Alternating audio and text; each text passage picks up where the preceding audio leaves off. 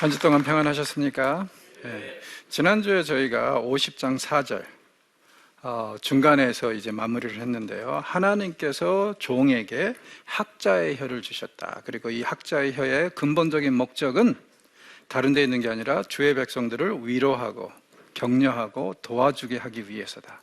그래서 결국에는 이 말씀은 무엇을 뜻하냐면은 우리가 조상들에게서 그런 말, 그리고 특히 부모님들에게서 그런 야단 많이 받았잖아요. 어렸을 때 공부 안 하면 야 이놈아 왜 공부하면 남을 주냐, 그래서 공부 안 하냐 하면서 이 막 야단을 친 적이 있잖아요.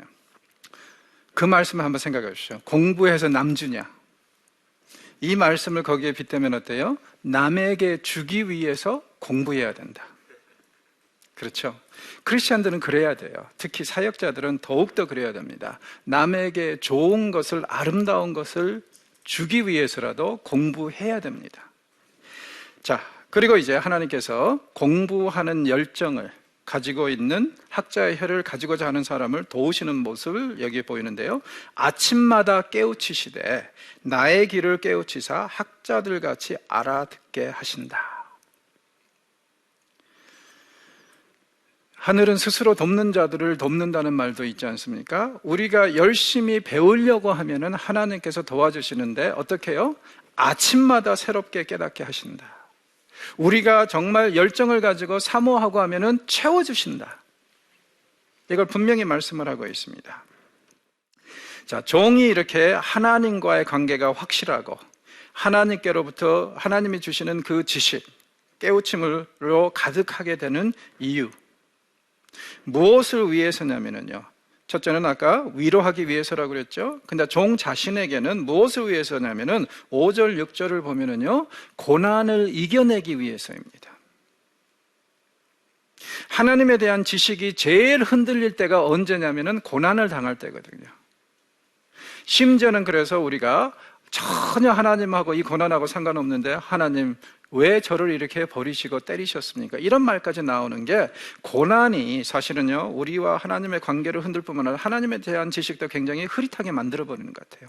그래서 여기 보면은 학자같이 하시게 하긴 난 다음에 5절 6절을 보십시오. 주 여호와께서 나의 길을 여셨으므로 내가 거역하지도 아니하며 뒤로 물러가지도 아니하며 나를 때리는 자들에게 내 등을 맡기며 나의 수염을 뽑는 자들에게 나의 뺨을 맡기며 모욕과 침뱉음을 당하여도 내가 얼굴을 가리지 아니하였느니라. 여러분, 이 모습을 잘 보십시오. 마치 빌라도의 법정에 서 있는 그리스도의 모습 아닙니까?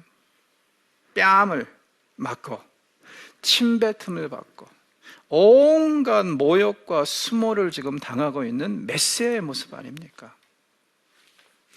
저는 종종 그런 생각을 해요. 사실은요, 어린아이도 우리가 맞는 것은 절대 쉽게 이해할 수 없는 부분이잖아요. 그런데 다 큰 어른이 매를 맞아요. 더 나아가서요, 얼굴에 침뱉음을 받고 온갖 이렇게 수모를 당합니다. 우리가 도저히 상상할 수 없는 그런 상황인데, 도대체 예수님께서는 무엇 때문에, 도대체 나라는 인간이 뭐기 때문에, 무엇이라고 이렇게까지 고난을 자청하셨는가? 이렇게까지 수모를 자청하시면서 저를 구원하셨는가? 이거에 대해서 묵상하게 되면요, 저절로 감동할 수밖에 없고, 그러면서도 마음이 왠지 속상해요. 나 이렇게까지 주님의 구원에 합당한 사람이 아닌데 이렇게 고생하시고 이렇게 수모당하시면서까지 나를 구원하셨다. 이게 너무나도 감개무량하지만 또 반면에 속이 상할 때도 있는 것 같아요. 주께서 이런 일 안 당하셔도 되는데 당하셨다. 여러분, 우리가 경험하고 있는 구원이 바로 이런 겁니다. 쉬운 구원 아니에요. 싸구려 아닙니다. 주님은 엄청난 대가를 치르셨습니다. 이 땅에 사는 사람으로서 최악의 시나리오입니다. 다 큰 어른이 몸매를 맞고 침을 뱉음을 받고 머리끄덩이 잡히고 온갖 수모와 이런 것들을 다 당하는 것. 그런데 메시아께서 이 일을 하시면서 우리를 구원하셨습니다. 그렇기 때문에 우리가 절대로 이 구원을 가지고 나쁜 짓 하면 안 된다는 거예요. 더 이렇게 놀라운 구원에 합당한 삶을 살아야 되고 경건하고 거룩하게 살아야 된다는 거, 우리가 마음에 새겼으면 좋겠습니다. 자, 이 일을 할 때 이렇게 고난을 이겨내려고 하는 것, 그리고 이기는 것, 첫째는 하나님의 훈련의 그 양육이 있었다고 그랬죠. 그리고 7절 보십시오. 종은 이 일을 이겨낼 수 있었던 게 뭐냐면 하나님과의 관계를 확실히 이해했기 때문에 그래요. 주 여호와께서 나를 도우십니다. 그렇기 때문에 내가 부끄러워하지 아니하고 내 얼굴을 부싯돌같이 굳게 하였다고 얘기합니다. 왜? 하나님이 나와 함께 하시면 못 해낼 일이 없다 이거죠. 내가 수치를 당하지 아니할 줄 알았다. 무슨 뜻이에요? 이미 수치 당했는데, 이미 얼굴 맞았는데, 침뱉음 받았는데, 중요한 건 뭡니까? 과연 하나님도 그것을 수치라고 생각하시는가? 아니라는 거예요. 하나님은 이 종을 인정하셨습니다. 하나님은 그것을 수모라고 생각하지 않으시고 하셨습니다. 자, 8절. 그래서 종은 이렇게 당당하게 얘기합니다. 나를 의롭다 하시니까 가까이 계신데, 그렇다면 나와 다툴 자가 누구냐? 나와 함께 설지어다. 한번 법정에서 따져보자 이거예요. 누가 옳은지. 하나님께 인정받은 자가 옳은지, 아니면 세상에서 딱이 맞은 자가 옳은지 한번 따져보자. 그렇죠? 나의 대적이 누구냐? 내게 가까이 나올 자가 누구냐? 아무도 하나님이 재판하시는 그 법정에서는 나에 대해서 내가 잘못했다고, 내가 이 죄를 지었다고 할 사람 하나도 없다 이거예요. 그러므로 하나님께서 인정하시면 이 세상에서 우리가 당하는 수모와 수치 아무것도 아니다. 보라, 주 여호와께서 나를 도우시리니 나를 정죄할 자가 누구냐? 보라, 그들은 다 옷과 같이 헤어지며 좀이 그들을 먹으리라. 어떤 시예요? 좀이 옷을 먹는 것이 어떤 이미지죠? 옷이 헤어지는 것이 어떤 이미지죠?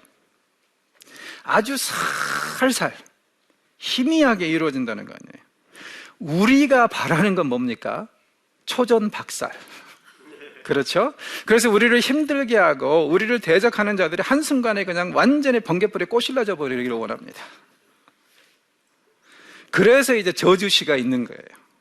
너무 우리가 이제 우리를 억울하게 하는 자들이 힘드니까, 그들을 상대하기가 힘드니까요. 그런데 지금 여기서 하나님께서 하시는 말씀에 그 방법도 있지만 또 한 가지 방법은 뭐라고요? 우리가 알듯 모르듯 긴가민가 할 정도로 슬며시 조금씩 그들을 멸망시킬 것이다. 여러분, 아직 끝나지 않았습니다. 야구는 9회 말 투아웃부터라면서요. 당장 초전박살 사인이 안 나온다고 해서 하나님이 침묵하시는 거 아닙니다. 어떤 데는요, 좀이 옷을 조용히 구멍 내듯이 그런 식으로도 하나님께서 우리의 원수들을 심판하십니다. 끝까지 그 소망을 붙잡고 이겨나가자고요. 분명히 하나님께서 우리의 눈물을 닦아주시고 그들을 벌하실 날이 올 겁니다. 메시아의 경우도 그렇게 얘기를 하고 있습니다. 자, 11절 보십시오. 보라, 불을 피우고 횃불을 둘러띈 자여, 너희가 다 너희의 불꽃 가운데서 걸어가면 너희의 피운 횃불 가운데서 걸어갈지어다. 너희가 내 손에서 얻을 것이 이것이라. 너희가 고통이 있는 곳에 누우리라. 주를 괴롭히는 자들, 주의 백성들을 괴롭히는 자들은 어떻다고요? 불의 심판을 받을 것이다. 그리고 엄청난 고난을 당할 것이다. 결코 내버려 두지 않겠다는 얘기입니다. 그러니까 이 삶이 힘들고 어려울 때 이것도 소망 삼으셔도 괜찮아요. 언젠가는 우리를 힘들게 하는 저 사람들 분명히 대가를 치를 것이다. 그리고 그 사이에 너무 힘이 드시면은요, 시편에 있는 저주시들을 꺼내세요. 그리고 그 말씀을 묵상하십시오. 괜히 주신 거 아닙니다. 그렇죠? 자, 51장에 넘어가서 역시 이제 종의 노래가 계속되고 있는데요. 근데 여기서는 이미지가 굉장히 다른 모습으로 또 주님께서 주의 백성을 위로하시는 말씀이 먼저 나옵니다. 한번 볼까요? 의를 따르며 여호와를 찾아 구하는 너희는 내게 들을지어다. 너희를 떠낸 반석과 너희를 파낸 우묵한 구덩이를 생각해보라. 자, 의를 따르고 여호와를 구하는 자들은 들을지어다 하면서, 그러니까 이건 분명히 누구예요? 온 세상 사람들이 아니라 하나님의 백성입니다. 그래도 주님을 사모하는 사람들에게 뭐라고, 어떤 이미지를 주시냐면 반석을 파낸 우묵한 구덩이? 어떤 이미지죠? 채석장을 한번 생각해 보십시오. 요즘에는 뭐 다이나마이트나 이런 거 가지고 빵빵 터뜨려서 엄청나게 크게 깨지만, 옛날에는 이제 매뉴얼로 작업을 하다 보니까 바위 덩어리 하나 깨는 것도 쉽지 않았어요. 그 채석장이 근데 이 작업을 통해 가지고 뻥 하나 바위를 꺼냈다고 합시다. 그러면 그 자리가 어떻게 돼요? 텅 비어 있죠. 그 이미지를 한번 생각을 해 보십시오. 이게 무슨 뜻입니까? 우리는 하늘나라에서 하나님으로부터 이 세상에 파견된 돌덩어리라는 거예요. 자, 중요한 것은 뭐냐면은 우리가 이 땅에 머물면서 하나님의 일을 하는 동안은 그 하나님의 가슴에, 그 하나님의 채석장에 우리가 떠나온 그 부분이 아직 채워지지 않고 비어 있습니다. 자, 그러면은 채석장이신 하나님께서 그의 가슴에서 떨어져 나가서 이 세상에 일을 하기 위해서 보내심을 받는 우리가 다시 하나님의 품으로 돌아가서 그 자리가 메워질 때까지 우리를 잊으실까요? 그럴 리는 없겠죠. 그러니까 이미지는 마치 앞에서 아이를 절대 포기하지 않은, 할 수 없는 엄마의 이미지하고 좀 비슷한 것 같아요. 그래서 이 하나님이라는 그 채석장에서 떨어져 나온 우리가 바로 이 세상에서 할 일을 하기 위해서 파견된 돌들이라는 거예요. 자, 그러면은 돌들을 이 땅에서 어디에다 썼죠? 당시 보면은요, 길을 닦는 데도 쓰고 집을 지우는 데도 쓰고 그 다음에 다리를 놓는 데도 사용했죠. 제가 볼 때는 다리 이미지가 제일 인상적인 것 같아요. 하나님이 여기 계시고 세상이 여기 있습니다. 그 사이에는요, 그 무엇을 통해서도 건널 수 없는 강이 있습니다. 우리는 이 땅에 부르심을 받고 이 땅에 파송된 이유가 뭐냐면은 이 하나님과 세상 사이에 건널 수 없는 이 강을 사람들이 건너게 하기 위해서 돌다리가 되라고. 우리는 보내심을 받았습니다. 그리고 우리를 보내신 하나님은 항상 가슴 한켠이 비어 있습니다. 우리 때문에. 자, 그러면은 이 바위가 다리가 돼가지고 하나님과 세상을 연결한다면은 언제 제 역할을 가장 많이 합니까? 밟힐 때죠? 밟힐 때입니다. 여러분, 세상에서 밟히는 것에 대해서 두려워하지 맙시다. 만약에 우리가 밟힘으로 인해서 한 죄인이 하나님을 찾아갈 수 있다면 그 밟힘 의미 있는 거 아닐까요? 그 희생 의미 있는 거 아닐까요? 그리고 우리는 분명히 제 역할을 하고 있는 거 아닐까요? 사역을 하다가 제일 힘든 게 뭡니까? 누구를 전도해가지고 겨우 한 2, 3년 해서 사람 만들어 놓으니까, 일꾼 만들어 놓으니까 어느 날 비수 꼽고 배신하는 사람들도 있죠. 정말 힘들어요. 그럴 때는 정말 좌절할 수밖에 없어요. 그러나 그 사람들이 우리를 밟음으로 인해서 하나님께 더 나아갈 수 있다면 그것도 우리가 해야 될 일로 생각할 수는 없을까요? 차라리 그냥 밟혀버립시다. 그게 제가 볼 때는 우리가 이 땅에서 해야 될 일이 아닌가. 만약에 그렇게 해서라도 그 사람들이 하나님께 더 나아갈 수 있다면 그건 의미 있다고 생각을 합니다. 그래서 이 우묵한 구덩이 비유, 채석장 비유는요, 우리를 이 땅에 보내신 다음에 한 번도 우리를 잊지 않으시는 그런 하나님의 모습을 얘기를 하고 있습니다. 자, 이 말씀을 또 이제 세상과 하나님 사이에 그 이 다리 생각하면은요, 이미지를 생각하면 항상 떠오르는 게 한 개 있어요. 제가 제 아내한테 결혼 리셉션에서 피로연에서 불러준 노래가 사이먼 앤 갈펑클의 브릿지 오버 트러블드 워터. 험한 세상에서 당신이 지치고 당신의 눈에 눈물이 고일 때 내가 당신의 눈물을 닦아주리라. 그러면서 그 다음에 뭐라고 나오냐면 내가 다리가 될 테니까 나를 밟고 지나가세요. 저는 이 약속을 지키려고 지난 30년 동안 노력했습니다. 그래서 이걸 녹화하는 오늘 결혼 30주년입니다. 고맙습니다. 그래서 이 앞으로의 30년도 이렇게 서로 의지하고 사랑하고 서로 희생하고 그렇게 이제 가자고 했는데 이 오늘 사실은 월요일 날에 제일 바쁜 날이에요. 조금 이따 화목제 가지고 집에 가야 됩니다. 우리가 부부가 서로 다리가 돼서 아내에 의해서 남편에 대해서 밟힐 수 있다면 그것도 저는 영광이라고 생각합니다. 이 다리가 되십시다. 이 이미지가 거기서 나오는 것 같아요. 너희 조상 아브라함과 너희를 낳은 사라를 생각해보라. 아브라함이 혼자 있을 때 내가 그를 부르고 그에게 복을 주어 창성케 하였느니라. 무슨 의무로 이런 말씀을 하시죠? 이스라엘이 자꾸 자기네들이 이제는 소수기 때문에 회복 못 된다 이거예요. 바벨론 포로 생활이 너무나도 자기네들을 완전히 민족성을 훼손시켜가지고 더 이상 회복될 민족이 없다. 하나님께서 하시는 말씀이 뭡니까? 야, 너희들의 조상 아브라함과 사라를 생각해봐. 그들이 혈혈단신으로 가나안에 들어왔을 때 내가 그들을 축복하여 오늘에 이르기까지 큰 왕들이 나오고 민족이 나오게 하지 않았느냐. 그렇다면 내가 옛날에 아브라함을 혈혈단신이었을 때 그런 일을 할 수 있었다면, 그러면 그거보다 지금 수만 배 더 많은 이 민족을 데리고 왜 다시 그런 일을 할 수 없겠느냐 이거예요. 분명히 하나님께서 하시겠다는 거죠. 그리고 하나님은 이 아브라함을 뭐라고 부르셨죠? 전에 네벗. 이스라엘을 보고 네벗, 내 친구 아브라함의 자손들아, 그렇게 말씀하셨어요. 그 아브라함을 기억하고 계시고 그 아브라함과의 그 약속 때문이라도 내가 또 너희들을 회복시키겠다는 얘기예요. 그러니까 하나님은 정말 대단하신 분이세요. 어떤 분이시냐면요, 한 인간과의 약속도 지금 2000년이 지나도, 한 1500년 실제적으로는 지났겠죠. 1500년이 지나도 잊지 않으시는 분입니다. 그래서 다시 한번 그들에게 하시는 말씀이, 내가 아브라함을 생각해서라도 절대 너를 버릴 수 없고 분명히 너를 번성하게 시킬 거예요. 그러니까 걱정하지 마. 그리고 너의 후손들은 3절을 보니까 완전히 황폐해져 있는 시온을 다 채울 것이다.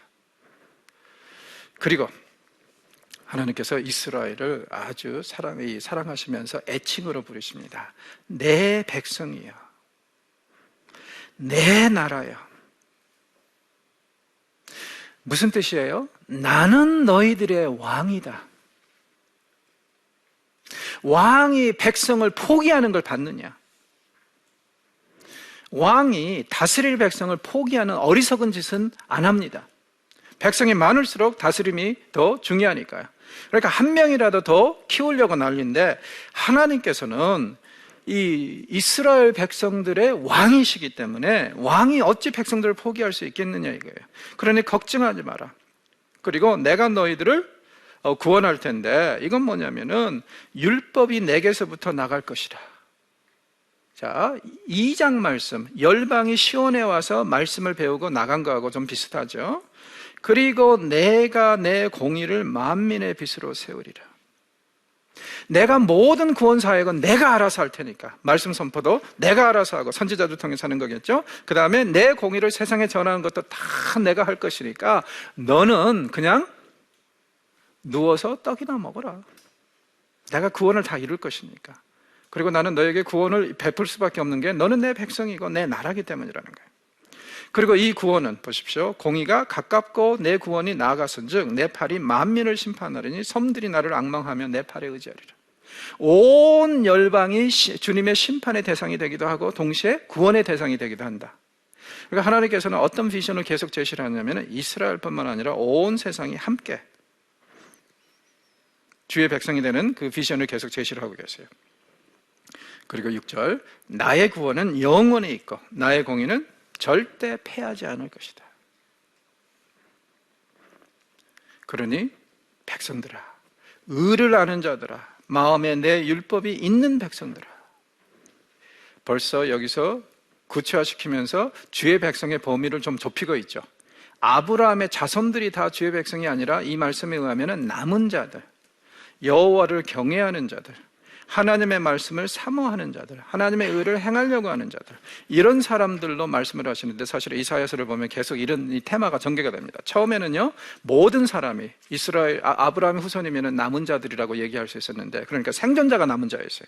점차적으로 좁혀가면서 하나님을 사모하고 사랑하는 자들, 하나님의 말씀을 기뻐하는 자들이 남은 자들로 설명이 되는데, 그것도 이 부분에 이 말씀도 그 부분의 한 부분입니다. 걱정하지 마라 이거예요. 이런 백성들은 너희는 내게 듣고 그들의 비방을 두려워하지 말라. 세상이 너희들을 속이더라도, 세상이 너희들에게 아니다고 할지라도 나는 너희들이 기다고 할 거니까, 너희들이 존귀하다고 할 거니까 걱정하지 마라. 그러면 결국에는요, 세상의 가치와 하나님의 가치가 판단이 대립이 될 때 과연 우리는 어느 쪽을 경청하겠느냐? 당연히 이론적으로는 어때요? 하나님을 경청해야 되죠. 하나님의 판단을 기준으로 삼아야 되죠. 그런데 현실이 너무 어렵다 보니까 자꾸 우리는 세상의 판단과 기준에 동의하려고 하지 않습니까? 그걸 버리라는 거예요. 그리고 하나님의 구원은 영원히 세세에 미칠 거라고 말씀을 하십니다. 자, 그리고 이제 하나님의 이 말씀 계속되는데요. 주의 백성들이요, 하나님께서 이렇게 위로하시고 확신을 가지고 말씀을 해주셔도 뭐라 그러냐면 9절 보세요. 여호와의 팔이여 깨소서 깨소서 능력을 베푸소서 옛 시대에 깨신 것 같이 깨소서. 하나님 입장에서 이 말씀을 들으면 얼마나 답답할까요? 하나님이 앞에서 뭐라 그러셨어요? 내 팔이 짧아서 너희들을 구원하지 못하는 것도 아니라고. 나는 그리고 한 번도 포기한 적이 없다고. 적절한 때가 이르면은 구원을 이루기 위해서 지금까지 기다렸다고 말씀하셨잖아요. 근데 주의 백성들은 뭐라 그래요? 깨소서 깨소서. 자기네들이 왜 지금까지 구원을 받지 못했다고 얘기를 해요? 하나님이 주무셨다. 하나님이 하실 일을 안 하셨다는 거죠. 그런데 사실 가만히 생각해 보면은 깨야 될 자는 누구예요? 이스라엘이죠. 주의 백성이죠. 그래서 조금 있다 보면은요, 하나님이 그 말씀하십니다. 너희들이 깨야 된다. 그러니까 역시 관점의 대립입니다. 이 주의 백성들은 하나님께 깨십시오, 깨십시오, 정신 차리십시오, 일어나십시오. 그런데 하나님도 열받아가지고 뭐라 그래요? 니놈들이 깰 놈들이다. 그렇게 말씀하세요. 깨소서 깨소서. 라합을 점이시고 영을 찌르시니가 어찌 주가 아니시며. 자, 라합과 영, 이미 우리가 이사야에서 전반부에서 봤어요. 라합은 이스라엘하고 이집트 사이의 광야에 거하는 신화적인 괴물이라고 그랬죠. 그리고 여기서 영이라 하면 역시 이제 꼬리가 꼬불꼬불한 풀뱀하고 또 같은 용어예요. 자, 그러니까 이게 결국에는 뭐냐면은 신화적인 용어를 쓰는데, 그때도 말씀드렸듯이 신화적인 용어를 쓴다고 해서 선지자가 이 신화적인 존재들의 실제성을 인정하는 건 아니라고 그랬죠. 별개 문제라고 그랬습니다. 다만 이 이스라엘 백성들이 혹은 근동 사람들이 이 언어를 생각할 때마다, 영어를 생각할 때마다 떠오르는 이미지를 사용하고 있는 거예요. 그래서 라합이나 영은 뭐냐면 하나님의 창조 질서를 위협하는 괴물이거든요. 신화적인 괴물들. 그런데 옛적에 하나님께서 그들을 찌르시고, 그러니까 완전히 그들의 힘을 못 쓰게 하시고 세상을 그 위에 올리셨는데, 왜 이제는 침묵하시나 이거죠. 그러니 깨십시오, 깨십시오. 그래서 제발 구원을 베푸셔서 여호와께 구속받은 자들이 돌아와 노래하며 시온으로 돌아오니 영원한 기쁨이 그들의 머리에 있고 슬픔과 탄식이 달아나리이다. 이건 35장 마지막 부분하고 또 비슷합니다. 기쁨의 화관을 쓰고 시온으로 돌아오는 무리가 35장 마지막 부분에 있었죠. 광야에 데려가나가 하나님 우리에게 구원을 베푸셔서 이런 일이 일어나게 해주십시오. 더 이상 눈물이 없고 슬픔이 없는 그런 곳 시온으로 돌아가게 해주십시오. 하나님께서 이렇게 탄식하고 원망하는 주의 백성들에게 분명히 내가 새로운 출애굽을 이루실 것이라는 것을 말씀을 하십니다. 14절을 보십시오. 결박된 포로가 속히 놓일 것이다. 너희들 매여 있다고 절망하지 말라 이거예요. 죽지도 아니할 것이요 구덩이로 내려가지도 아니할 것이며 너희들 절대로 이 땅에서 매장되는 일도 없고 죽어서 저쪽으로 가는 것도 없을 것이고 그리고 그의 양식이 부족하지도 아니하리라. 내가 너희들에게 구원을 베풀면 분명히 너희들이 먹고 사는 문제도 걱정할 필요가 없다. 그러면서 하나님께서는 자기는 이 일을 어떻게 보장하시는지를 말씀하십니다. 나는 내 하나님 여호와라. 나는 너의 하나님. 무슨 뜻이죠? 너는 나의 백성이다. 하나님은 우리의 왕이시고 우리는 그의 백성이란 뜻입니다. 그리고 더 나아가서 여호와라? 무슨 뜻입니까? 신의 산에서 이스라엘과 언약을 맺으신 분이 여호와십니다. 여호와는 이스라엘의 남편이세요. 그러니까 하나님은 어떤 분이냐면 주의 백성의 남편도 되시고 주의 백성의 왕도 되신다는 거예요. 그러니 왕이자 남편인 하나님이 아내이자 백성인 이스라엘을 포기하겠느냐 이거예요. 그럴 일은 없다는 거죠. 절대 포기할 리 없다. 그래서 16절 시온에게 이르기를 너는 내 백성이라. 무슨 뜻이라고요? 왕이 백성을 포기할 수 없는 것처럼 나는 절대 내 백성인 시온을 포기하지 않을 것이다. 그렇죠. 자, 앞에서 이스라엘은 뭐라 그랬어요? 주님 깨십시오, 깨십시오. 17절 보세요. 하나님 뭐라 그러십니까? 예루살렘이 지금 하나님의 진노의 잔을 마신 것은 확실하다는 거예요. 그러나 정작 깨야 될 자는 누구예요? 주의 백성이에요. 그래서 여기 보니까 깰지어다 깰지어다 일어설지어다. 내가 이미 비틀거림을 치게 하는 큰 잔을 마셔 다 비웠도다. 이스라엘이 왜 제정신이 아니에요? 진노의 술잔을 퍼마셔가지고 제정신이 아니에요. 그래서 나불대는 게 뭡니까? 주여 깨소서. 그런데 정작 깨야 되는 자는 누구예요? 이스라엘, 주의 백성. 관점의 차이입니다. 그러니까 참 이런 말씀을 대하다 보면 하나님이 얼마나 답답하실까 그런 생각이 들어요. 우리 같이 정말 어리석고 사고 판단이 약하고 그런 이 사람들하고 이 딜을 하시려면은 이건 뭐 얼마나 힘드실까. 자기네들이 깨야 되면서 하나님한테 깨십시오 깨십시오 하고 대드는 이 인간들에게 하나님께서 그래도 포기하지 않고 계속 품으신다는 것이 참 대단한 것 같아요. 자, 그래서 이제 여기서 하나님께서 다시 한번 강력하게 말씀하시면서 너희들이 깨면 제정신이 들면 이렇게 할 것이다. 자, 그러므로 이제 하나님께서 또 말씀하십니다. 22절 내 주 여호와 그의 백성의 억울함을 풀어주시는 내 하나님이 이같이 말씀하시되 분명히 너희들이 억울한 일을 당했다 생각하면 하나님께서 그 일을 해결해 주실 거라는 거예요. 보라, 내가 비틀거림을 치게 하는 잔, 곧 나의 분노의 큰 잔을 내 손에서 거두어서 내가 다시는 마시지 못하게 하고. 무슨 뜻이에요? 더 이상 심판은 없을 것이다. 이제부터는 좋은 것이 있을 거라는 거예요. 그래서 23절 계속하면서 그 잔을 너를 괴롭게 하던 자들의 손에 두리라. 무슨 뜻입니까? 내가 바빌론을 아시리아를 너희들을 치는 도구로 사용했는데 너희들이 마신 그 심판의 진노의 잔을 이제는 그들에게 넘기리라. 하나님은 악의 세력을 경우에 따라서는 사용하신다고 그랬죠. 그러나 사용하고 나서는 꼭 분질러 버리십니다. 심판하세요. 여기서도 하시는 말씀이 너희들에게 그 잔을 먹힌 자들을 내가 오히려 이 잔을 마시게 할 것이다. 하나님의 그 위로의 말씀이 계속되는데요. 52장에 가서도 보십시오. 그래서 시온이여 깰지어다 깰지어다 내 힘을 낼지어다. 시온아 제발 네가 깨라. 왜? 하나님의 구원의 시대가 왔다. 그리고 2절 마지막 부분에 보십시오. 딸 시온이여 내 목의 줄을 스스로 풀지어다.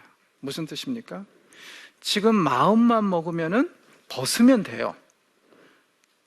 아무도 그것을 억압하는 사람이 없는데 이스라엘이 스스로 지금 자청해가지고 노예가 되어 있다는 거예요.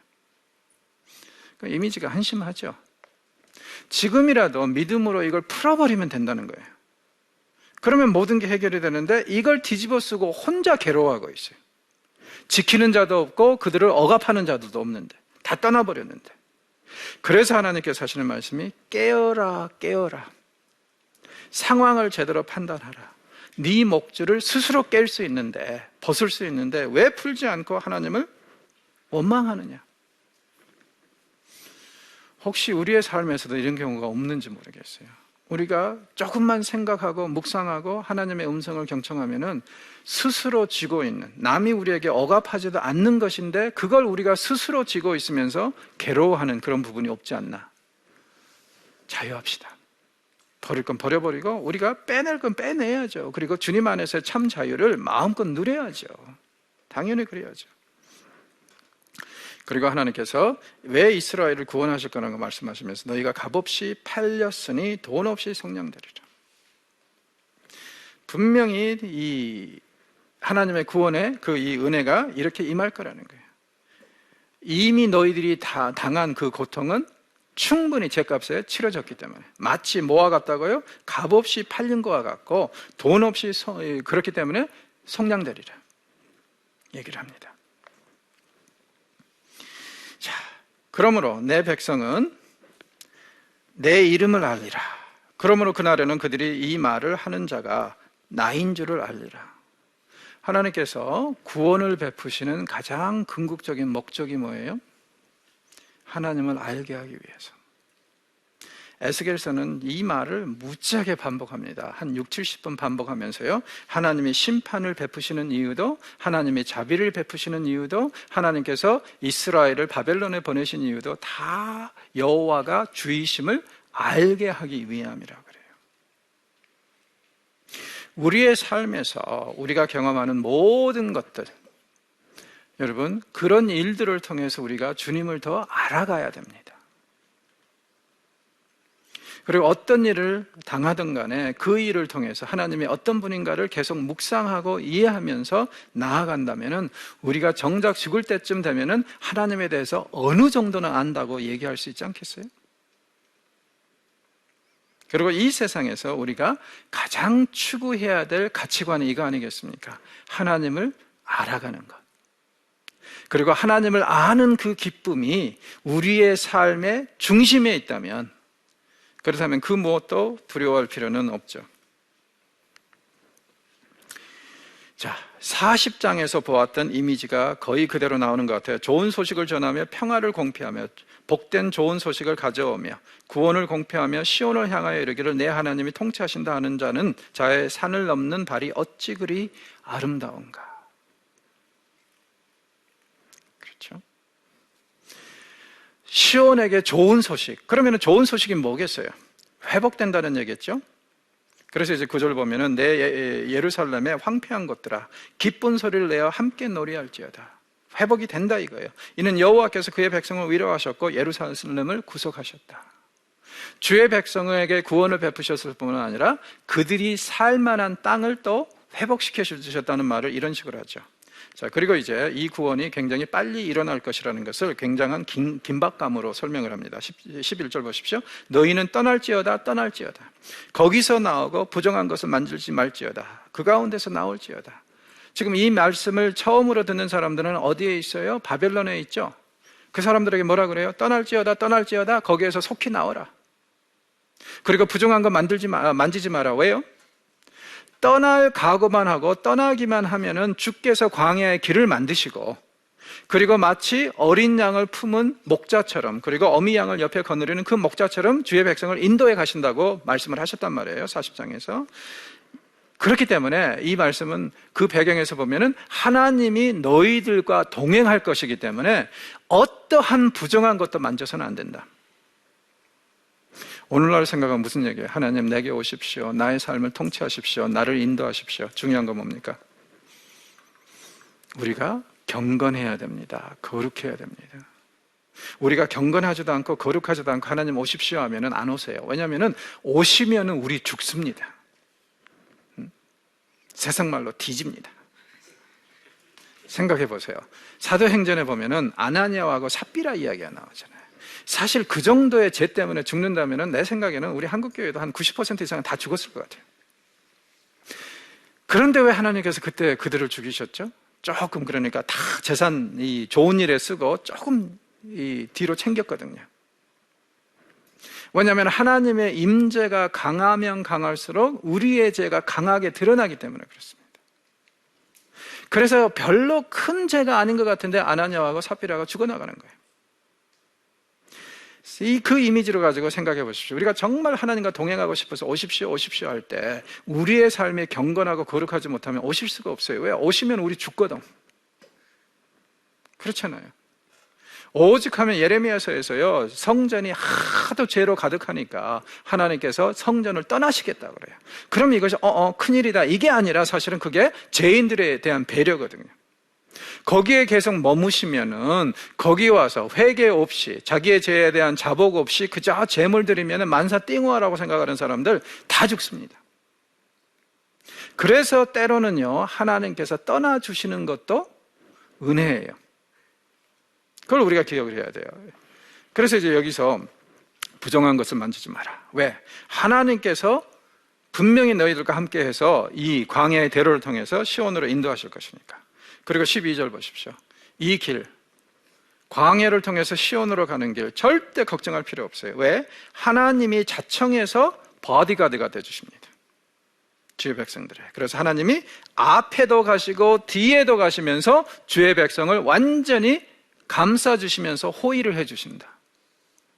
어떻게 하면은요, 의를 행하고 의를 추구하면, 주의 남은 자가 되면, 공의를 추구하고 경건하게 살면, 여러분 그러면은 우리끼리 얘기인데 하나님을 우리의 바디가드로 쓸 수 있는 방법이 여기 나와 있잖아요. 그죠? 우리가 이 땅에서 경건과 거룩만 추구하면 하나님은요, 우리의 앞에 가시고 뒤에 가시면서 우리를 호의해 주시겠다는 바디가드를 자청하세요. 그럼 세상의 최고의 능력자이신 하나님이 우리, 이런 말 해도 되는지 모르겠는데, 우리의 꼬봉이 되시겠다는 얘기 아니에요? 이게 비법입니다. 그렇죠? 그리고 하나님이 호의하시고 앞뒤 보호하시고 가신다면 우리가 두려울 게 뭐가 있어요? 근데 하나님께서 스스로 이 자청을 하십니다. 자, 드디어 우리는 이제 종의 노래의 네 번째이자 절정에 임합니다. 우리가 잘 아는, 그래서 이 순환 주간이면은 꼭 묵상하는 말씀이죠.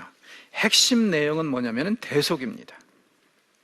구약에서는 대속 개념이 그렇게 많지는 않아요. 그래서 이 텍스트를 해석하는 학자들에 따라서 좀 논란이 있는데, 그건 아니고 제가 볼 때는요, 그냥 이게 이 평범하게 그가 찔림으로 우리가 나음을 입었다도 하는 말씀을 액면 그대로 받아들여야 돼요.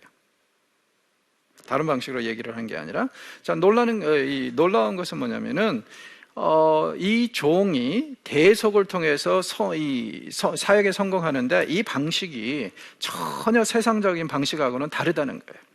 자, 그래서 이제 처음부터 종은요, 세상을 놀라게 합니다. 먼저 하나님께서는요, 종이 이 사역을 시작하면 분명히 성공할 것이라고 선언을 하고 시작합니다. 그러면 결과는 뻔하다는 거예요. 그리고 여기에 묘사된 사건은 우리가 십자가 사건이라고 생각을 합니다. 그러면 하나님은요, 십자가 사건을 실패의 사건으로 주신 게 아니라 처음부터 성공의 사건으로 주셨다고 얘기를 하는 거예요. 그리고 그런데 세상 사람들은 다 이게 실패작이라고 얘기한 것이죠. 왜요? 메시아가 십자가에 매달려 버렸잖아요. 돌아가셨잖아요. 그래서 실패했다 그러는데 하나님은 그게 아니라는 거죠. 처음부터 이것은 성공이 계획된 것이다. 그래서 이제 13절에 보면은 형통할 것이다. 지극히 존귀하게 되리라. 이 일을 통해서. 그리고 14절, 15절은 계속 강조합니다. 이 일은 전에 이 세상에 어떤 왕도 백성도 보지도 못하고 경험하지도 못한 일이기 때문에 그들이 이 일을 보게 되면 놀랄 것이다, 놀랄 것이다가 계속 반복되고 있어요. 아예 입을 벌리고 담지를 못한다. 세상 왕들도 세상에 이렇게 될 일이라고는 전혀 생각을 못했다는 거예요. 핵심이 뭐냐면요, 53장 1절에서부터 어떤 내용이 나오냐면은, 종이, 하나님의 구원을 이루는 종이, 원래는 세상 사람들은, 또 왕들은 굉장히 대단한 사람으로 올 줄 알았어요. 그런데 실제적으로 보니까 굉장히 연약한 사람을 통해서 이 일이 일어나더라. 그러니까 이제 어떤 굉장히 대단한 나라의 왕 정도가 돼야지 이 주의 백성을 구원하는 메시아가 될 수 있을 텐데, 그런 기대감이 있었는데 실제적으로 메시아가 와 보니까 정말 연약한 사람이더라. 여기에 놀랬다는 거예요. 이스라엘 백성들이 예수님을 처음에는 메시아를 환영을 했다가 언제 버렸죠? 그들을 로마의 이 억압에서 구원하는 메시아, 정치적인 메시아로 생각을 하고 환영했는데, 정작 십자가에 매달리는 연약한 메시아의 모습을 보여주니까 배반한 거 아니에요. 여기에도 지금 이미지가 그렇습니다. 자, 53장 드디어 시작이 되는데 재미있는 것은 뭐냐면요, 그 전에는 하나님도 말씀하시고 그 다음에 메시아, 하나님의 종도 말씀을 하셨는데 여기서 정작 메시아는 한마디도 안 하세요. 우리라는 사람이 간증을 합니다. 이미 일어난 일에 대해서. 우리가 전한 것을 누가 믿었느냐? 여호와 팔이 누구에게 나타났느냐? 누구를 통해서 구원이 이루어졌느냐 이거예요. 정작 하나님의 종을 보니까 어때요? 2절 보십시오. 그는 주 앞에서 자라기를 연한 순 같고 마른 땅에서 나온 뿌리 같아서 고운 모양도 없고 풍채도 없은즉 우리가 보기에 흠모할 만한 아름다운 것이 없도다. 자, 이미지를 보십시오. 마른 땅에서 나온 순과 같다? 나무 뿌리 같다? 굉장히 연약하고 비실비실한 그런 모습이죠. 대단한 풍채라도 있을 줄 알았다는 거예요. 자, 이 얘기를 할 때마다 생각나는 게 있습니다. 이스라엘 백성들은 사울을 보는 순간에 저 사람은 왕감이다 그랬어요. 실제적으로 어떻게 드러납니까? 왕감이 아니었죠. 전혀 예측 밖의 평범한 사람을 통해서 하나님이 구원하신다. 자, 그래서 여러분 거울을 볼 때마다 나는 왜 저렇게 평범하지? 이런 생각이 드시거든 감사하십시오. 왜? 평범하시다고 느낄 때는 여러분은 메시아를 닮으셨습니다. 그렇죠? 그리고 이 평범하게 보이는 메시아는요, 사람들에게 멸시를 받았습니다.